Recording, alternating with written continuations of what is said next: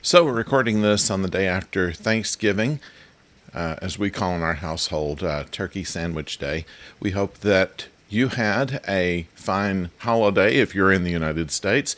If you're in any other part of the world, we hope that at least you found some way not to go to work today.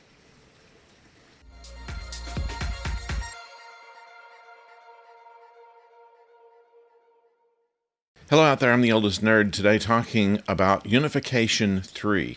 This is an episode of Star Trek Discovery, which is a continuation of a two-part Star Trek The Next Generation program that came on 20 years ago. My gosh. At any rate, it takes on the idea of the Romulans and the Vulcans coming from the same root race.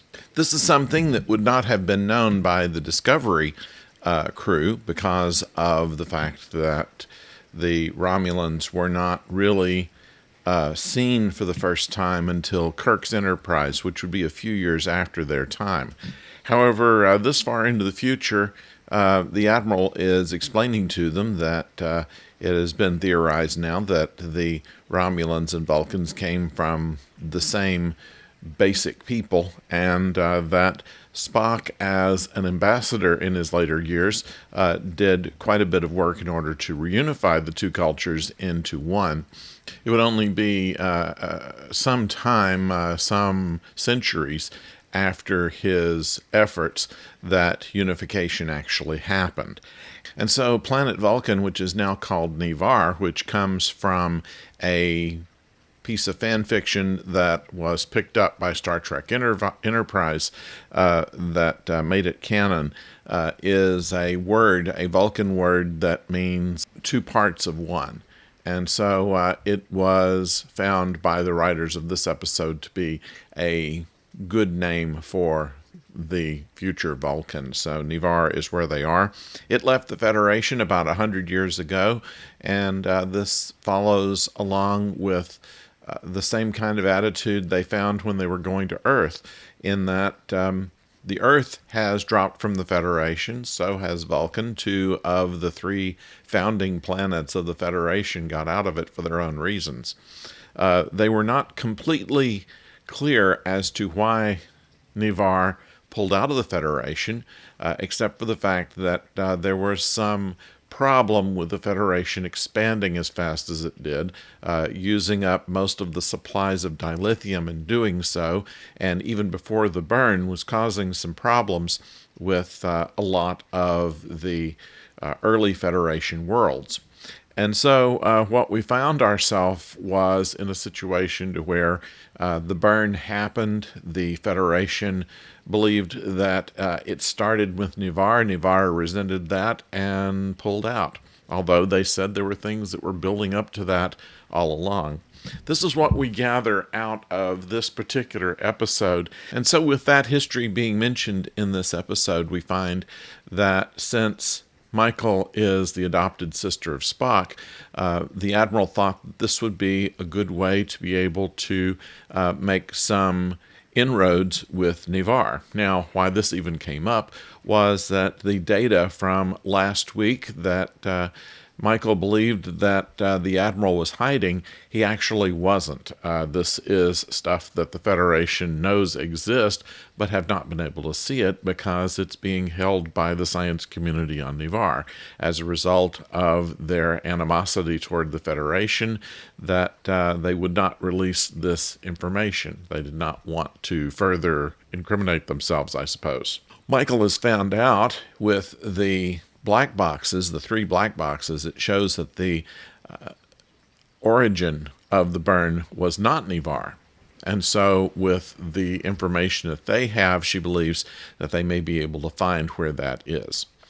So the fact of the matter is, Ni'Var was no more cooperative than Earth was when they visited there, and her relationship with Spock, even though he is much revered in this time period as a pioneer in their reunification, did not do much for her argument that they should share their information with her. In fact, they were ready to turn her down until events of where she has to really come to terms with herself come into play.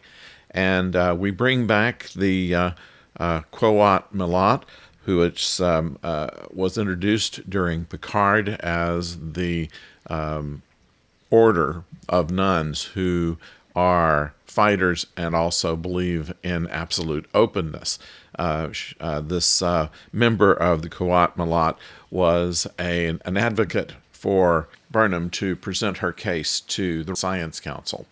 So without getting into too much spoiler categories there, we find that it was a situation to where, in order to be able to prevail in this, Burnham had to basically face some of the things that she was telling herself. Some of these things were not quite true. Did she fit in with the crew of Discovery?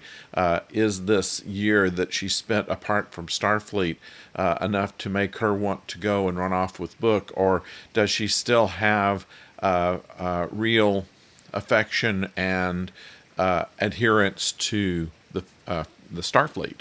And is there a situation where she is quite as logical and fact-based as she thinks she is? And all of these things come together, including her doubts as to whether she could serve as first officer.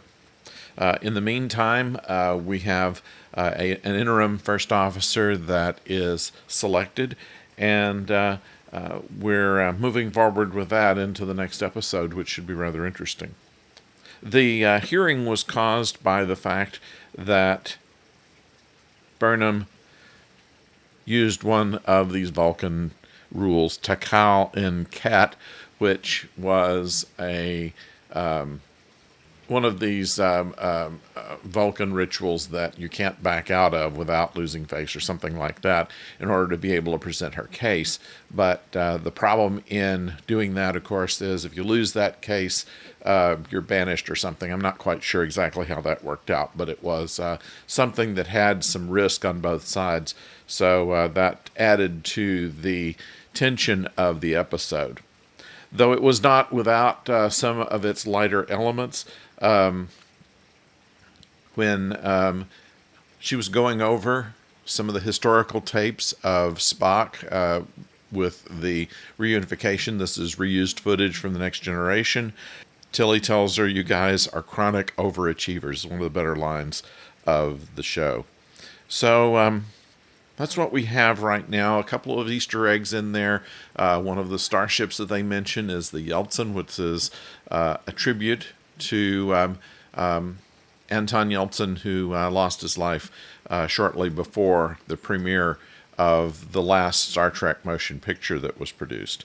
So that's what we have this time. I think that what we can get out of this are the importance of trust, the importance of truth, and also kind of a parable when you have two sides that are so against what the other side thinks that it fogs out the greater good.